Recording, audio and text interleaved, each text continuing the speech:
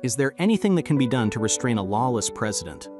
Writing as the only dissenter in the 1988 case of Morrison v. Olson, Justice Antonin Scalia formulated what has come to be known as the unitary executive theory. This theory says that the president's executive powers cannot be limited in any way, and that the president has the power to fire any executive branch official for any reason. This includes anybody who might investigate wrongdoing by the president himself. While Scalia was the only justice to embrace this theory in 1986, the Supreme Court has increasingly adopted it over the last 40 years as the court has become more conservative. Critics of this theory say that it gives the president too much power and it places the president above the law. Scalia disagreed. He said that there were still other mechanisms that would constrain a president and encourage them to act lawfully. However, there is good reason to doubt the usefulness of the remedies that Scalia suggested. First, Scalia stressed that the Constitution allows Congress to impeach and remove a sitting president for unlawful behavior. Scalia is correct that the Constitution provides for impeachment, but this seems to be a completely ineffective remedy for lawless behavior by a president because removal requires a 2/3 vote in the Senate, a very high bar to clear. Presidents have been impeached by the House on 4 different occasions, but none has ever been resulted in a conviction by the Senate.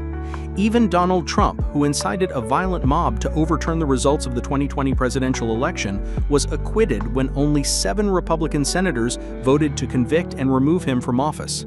If a president can't be removed for inciting a mob, it is difficult to conceive of anything a president might do that would result in their removal.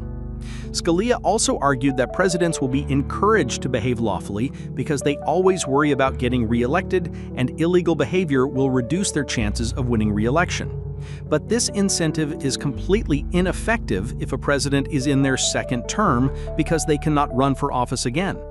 Furthermore, Donald Trump incited a mob and still won re-election, so this doesn't seem like much of a deterrent.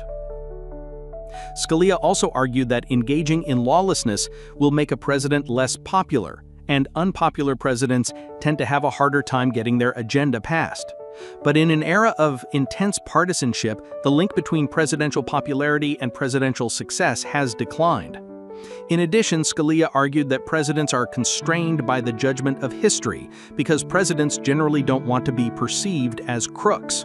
However, there seems to be little indication that Donald Trump has an interest in avoiding the appearance of corruption.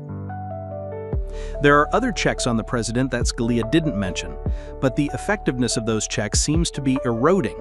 One of the main functions of Congress is to investigate and oversee the operations of the president and the executive branch, but Congress has shown little interest in challenging President Trump. For example, Senate Democrats sought twice to subpoena Elon Musk to testify about his work with the Department of Government Efficiency, but they were blocked both times by the Republican majority.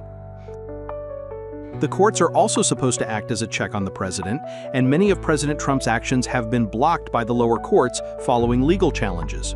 However, the conservative majority on the Supreme Court has handed Trump a stunning series of victories that seriously limit the ability of the courts to hold him accountable in any way. In 2024, it ruled 6-3 that presidents are completely immune from criminal prosecution for anything related to their core constitutional duties. Then, in June 2025, the court handed down another 6-3 decision that dramatically limited the ability of courts to block unconstitutional actions by the president. In Trump v. CASA, it ruled that individuals can file lawsuits, but that if a court finds the president's actions to be unlawful or unconstitutional, the ruling only applies to the individuals who brought the lawsuit, rather than to everyone generally. In other words, the president will still be able to continue to engage in behavior that a court has ruled is illegal or unconstitutional. Writing in dissent, Justice Ketanji Brown Jackson said, quote, "The court kneecaps the judiciary's authority to stop the executive from enforcing even the most unconstitutional policies.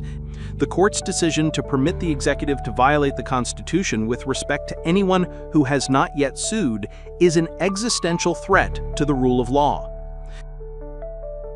Collectively, this all means that the courts will allow the president to legally engage in illegal activity. He is immune from being prosecuted for it, and he may fire anyone in the executive branch who tries to investigate it. Congress can serve as a limited check, but only if at least one chamber is controlled by the opposite political party, but impeachment is a practical impossibility. In other words, the effectiveness of the checks on a unitary executive seems low indeed.